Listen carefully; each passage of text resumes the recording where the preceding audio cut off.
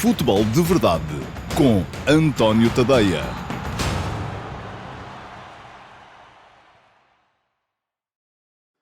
Olá a todos e sejam muito bem-vindos ao Futebol de Verdade Flash para o Futebol Clube Porto 0, Rio Ave 0.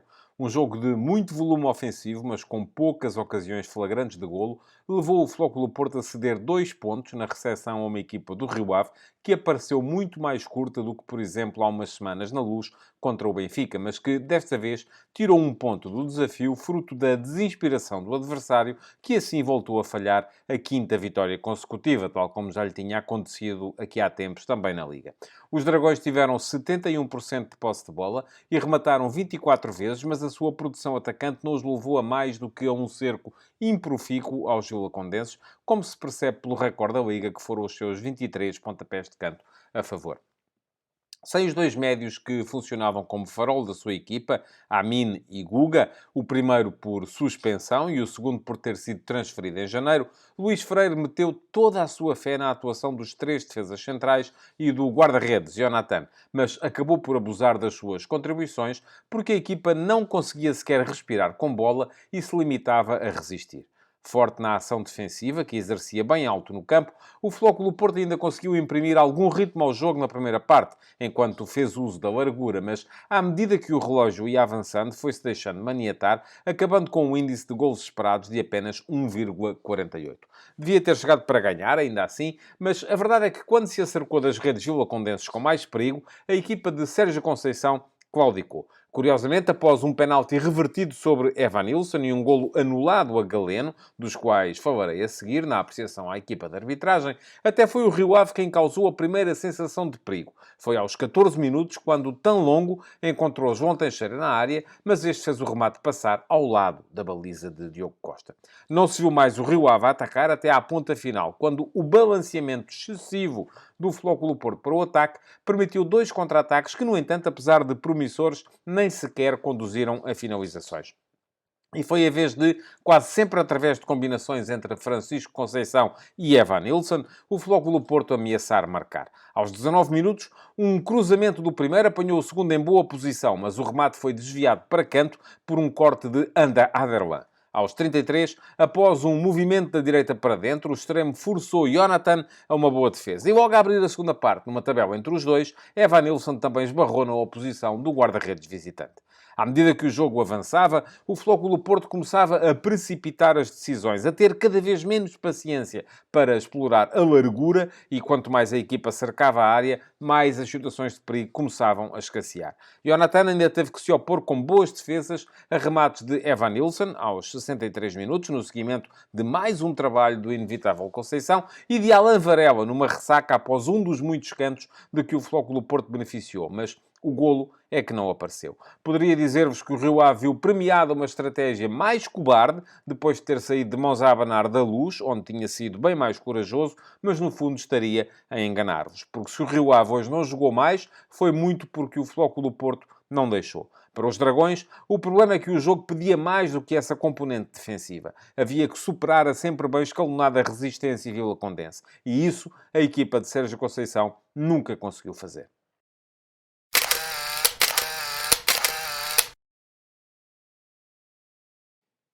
E passamos então à fotografia tática deste Flóculo Porto-Rio Ave, para vos dizer que Sérgio Conceição não fez rigorosamente nenhuma alteração relativamente ao 11 que tinha levado até Faro para ganhar ao Farense por 3-1 na jornada do último fim de semana. Manteve exatamente os mesmos jogadores, porque esta parece ser, de facto, a formação ideal para a equipa do Flóculo Porto neste momento, ainda sempre em torno do seu 4-3-3, com Diogo Costa na baliza, depois uma linha de 4 atrás, João Mário, Pepe, Fábio Cardoso e Wendel, sendo que, como sempre, João Mário e Wendel assumiam comportamentos diferenciados, João Mário a dar mais largura, Wendel a ir mais à procura do espaço interior.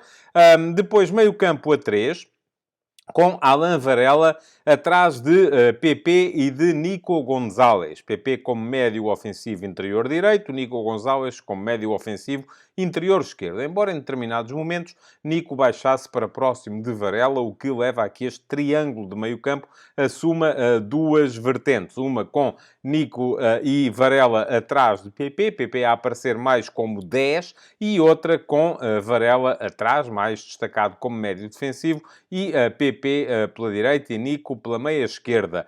Na frente, três homens também. Francisco Conceição, a partir do lado direito, mas a procurar sempre o espaço interior, seja para abrir caminho às investidas de João Mário, o lateral do seu lado, seja para trocar muitas vezes de posição com PP, que também explora bem o lado direito do ataque. Evanilson era o ponta de lança, também sempre na busca das suas diagonais curtas e dos seus movimentos de apoio aos médios, e Galeno a dar, ele sim, largura do lado esquerdo, mas a aparecer muitas vezes também em zonas de sinalização e a invadir a área com muita frequência. Ora, do outro lado, o Rio Ave, que teve jogo na quarta-feira, porque tinha que defrontar o Estoril, e o Estoril foi um dos finalistas da Taça da Liga. Portanto, o jogo do Rio Ave da última jornada da Liga tinha sido adiado para quarta-feira, e, portanto, o Rio Ave teve menos tempo de repouso para esta partida. Luís Freire fez 3 alterações relativamente ao 11 que tinha empatado a uma bola com essa equipa do Estoril. Trocou o central esquerdo, Patrick William, por Nóbrega. No meio-campo não tinha Amin, o médio centro mais defensivo, que estava castigado, tinha visto um cartão amarelo que o afastou desta partida e, portanto, cedeu a sua vez a Mateo Tanlongo, e mais à frente substituiu o atacante Yakubu Aziz por João Teixeira, que se estreou como titular na equipa do Rio Ave. Ele já tinha jogado uns minutos contra o Estoril, no entanto. Ora, o Rio Ave apareceu no seu habitual 3-4-3, mas também com algumas nuances dinâmicas. Jonathan foi o guarda-redes, depois linha de 3 defesas centrais, com Josué a jogar pela direita, Nóbrega a jogar pela esquerda e Aderlan Santos como central do meio. O meio-campo tinha basicamente 2 médios mais posicionais, Tanlongo na meia-direita e Graça na meia-esquerda, abrindo Costinha como ala direito e Fábio Ronaldo como ala esquerdo. Mais à frente, então, apareciam o João Teixeira como avançado interior direito, embora muitas vezes ele viesse colocar-se na linha de médios ao lado de Tanlongo, entre Tanlongo e Costinha, Joca como avançado interior esquerdo e Boateng como ponta de lança, como avançado de centro. A equipa geralmente caía um bocadinho para este 3-5-2, porque lá está, João Teixeira baixava muito para próximo dos médios, mas em muitas situações até se convertia numa espécie de 4-4-2, para isso sendo impelida pelos seus posicionamentos no momento defensivo. E isto porquê? Porque o central esquerdo, Nóbrega, acompanhava sempre Francisco Conceição, o extremo direito do Futebol Clube do Porto. Mas o central direito, Josué, auxiliava Aderlan no controlo a Evanilson, ficando o extremo esquerdo do Futebol Clube do Porto, Galeno, mais para Costinha, o ala direito. Portanto, havia aqui um comportamento diferenciado entre Costinha, que era forçado a acompanhar o extremo esquerdo do Porto, Galeno, e Fábio Ronaldo, o ala esquerdo do Rio Ave, que, por sua vez, estava mais fixado na atuação de João Mário, o defesa direito do Futebol Clube do Porto. Isto levava a que muitas vezes o Rio Ave aparecesse com uma linha de 4 atrás. Costinha, Josué, Aderlan e Nóbrega, subindo Fábio Ronaldo para a zona de meio campo, onde muitas vezes também fazia linha de 4 com João Teixeira, que neste caso cobria o lado direito do meio-campo, Tanlongo e Graça, ficando então depois Joca e Boateng um bocadinho mais à frente. Ora, quem mexeu primeiro, até em virtude desta dificuldade que vinha do facto de ter jogado na quarta-feira e de ter a equipa mais desgastada, foi Luís Freire. Ao intervalo, trocou Fábio Ronaldo por Vrossai, o novo reforço da equipa do Rio Ave. E Vrossai foi colocar-se precisamente como ala esquerdo, onde estava Fábio Ronaldo, portanto sem alterações no plano tático, e trocou ainda Joca por Yakubu Aziz, sendo que Yakubu Aziz foi colocar-se como ponta de lança e Boateng baixou para a posição onde estava anteriormente Joca, a de avançado interior esquerdo, ou segundo avançado, lá está, naqueles momentos em que o Rio Ave parecia estar mais próximo do 4-4-2. Ao minuto 58, Nóbrega, com dificuldades físicas e já um cartão amarelo, cedeu a sua posição a Patrick William, que também foi fazer aquele híbrido entre central esquerdo e defesa esquerdo, que estava a ser feito por Nóbrega anteriormente. Depois, ao minuto 72, saiu no Rio Ave ainda, também, quarta alteração antes que o Flóculo do Porto fizesse a primeira, saiu João Teixeira para dar entrada a Úmaro Embaló.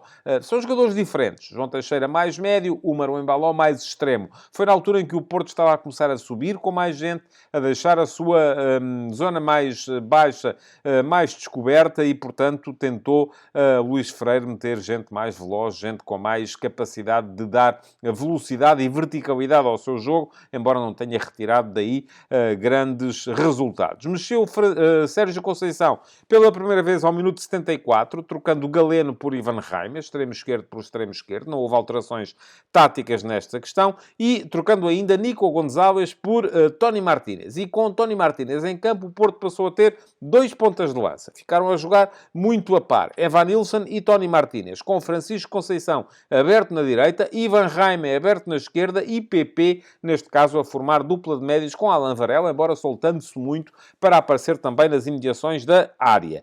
Depois, trocou Luís Freire tão longo por Vítor Gomes, ao minuto 79, refrescou o meio-campo, tirou também um jogador que já tinha cartão amarelo para tentar segurar melhor aquela zona e até final só quem mexeu foi o Flóculo do Porto.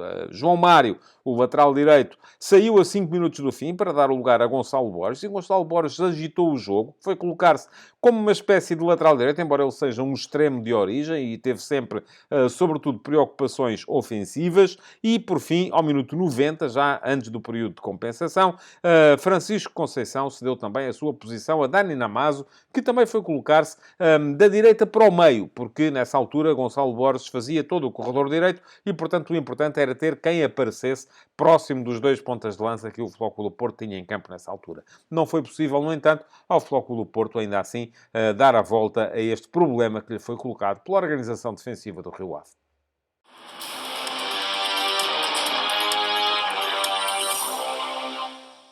O Flóculo do Porto teve muita bola, teve muito jogo dentro do meio-campo do Rio Ave, mas não conseguiu criar assim tantas ocasiões de perigo, o que já de si vem demonstrar que as suas unidades de meio-campo e ataque não estiveram tão inspiradas quanto se calhar o jogo pediria. Ainda assim, houve dois jogadores com uma atuação acima da média. Francisco Conceição, sempre muito agitador, sempre em busca das situações de 1 para 1, sempre à procura de desequilibrar da direita para o meio, foi dos pés dele, tanto do esquerdo, que é o seu pé mais forte, como às vezes até do direito, que saíram as situações mais perigosas do Flóculo do Porto, quer tenha sido com ele a finalizar, quer tenha sido em solicitações que tinham quase sempre como destinatário Evanilson, também muito ativo no ataque do Flóculo do Porto e também muito capaz de criar perigo para a baliza do Rio Ave. Ainda assim, já se percebe que quem saiu a rir do jogo foi a equipa do Rio Ave, pelo que os heróis principais estavam do outro lado.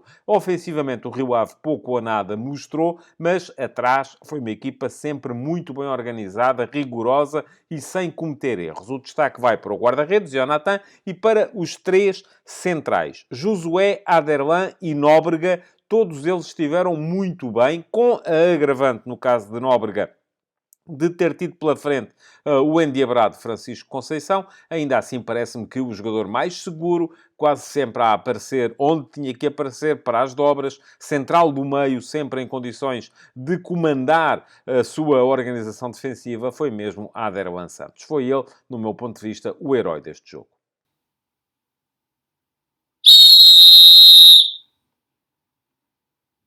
Foi muito trabalhosa a arbitragem de António Nobre, auxiliado em 2 ocasiões com eficácia pelo VAR Fábio Melo. Já se sabe, quando um clube grande joga em casa e não está em vantagem, acabam por repetir situações de área em que ele é chamado a intervir, mas, no entanto, embora com o auxílio do VAR, acabou António Nobre por decidir sempre bem. Vamos passar aqui muito rapidamente em revista os lances mais contestados ou mais questionados desta partida. Logo ao minuto 2, António Nobre assinalou penalti de Nóbrega sobre Evanilson. Depois foi chamado a ver as imagens por Fábio Melo. Percebeu-se que, de facto, não havia falta. Havia, isso sim, uma simulação do atacante do Futebol Clube do Porto e, por isso mesmo, reverteu a decisão. Não houve penalti, houve sim cartão amarelo para Evanilson logo a partir desse momento. 10 minutos.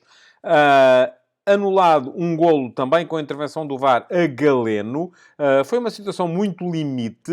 Há um cruzamento da direita, há um cabeceamento de Nico que Jonathan consegue deter e depois Galeno acaba por a correr para empurrar a bola na sequência de um safanão que é dado na bola por Jonathan.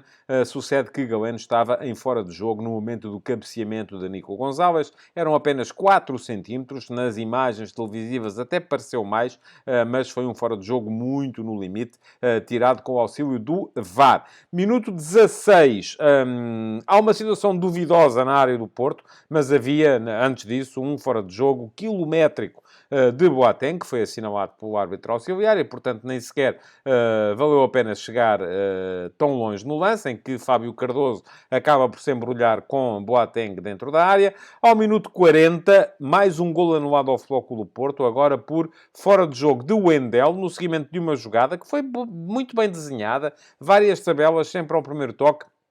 Só que, antes do golo de Evanilson, quem lhe faz o último passe é o Wendel, que de facto estava, e depois as linhas do VAR vieram a demonstrá-lo, 19 minutos em fora de jogo. Depois, na segunda parte, basicamente, e ainda na primeira, mesmo aos 45 mais 3, o que houve foram reclamações infundadas de grande penalidade para o Futebol Clube do Porto. 45 mais 3, não há falta, de facto, de Aderlan sobre PP. 48 minutos, não há penalti por mão de Costinha. A bola bate meio no braço, bem nas costas, mas com o braço encostado ao corpo do lateral direito do Rio Ave. Minuto 52, a bola bate também no braço ou no cotovelo, na mão de Yakubu Aziz, mas lá está, mais uma vez, o braço está encostado ao corpo e sem ganho de volumetria. Minuto 67, mais um penalti pedido por falta sobre o PP, também não houve qualquer falta. E, por fim, ao minuto 90 mais 2,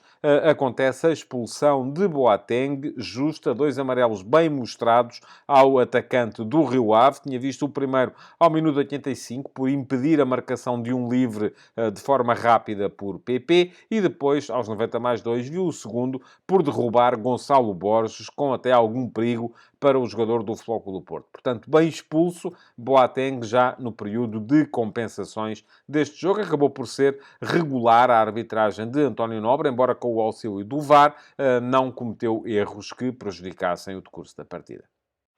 Futebol de verdade